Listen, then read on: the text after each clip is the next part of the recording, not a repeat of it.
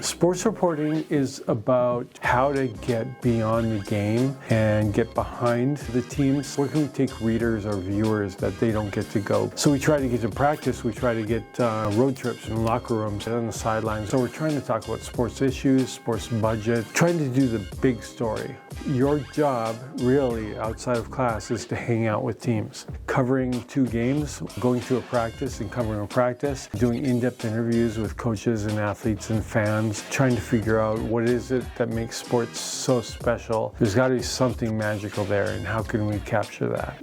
I got into journalism through nepotism. So my dad was the sports editor, told me to go cover that hockey game, and I did it. It was minimum wage, and I liked people having to read my stories. Going on the road and going on international trips to look at how important sports is all over the world has been my favorite part, and it's a lot of what I bring into this class is my international experience with sports. Right now we're covering Sueños Soccer League, Spanish soccer league in a small town in Minnesota that's really been rocked by the ice presence in our state. Telling that ice story through the lens of soccer, or as they say, football players, is a way to get people to come together. I think there are big stories to be had there, and just recognize them when they cross our paths. I want them to get that out of it.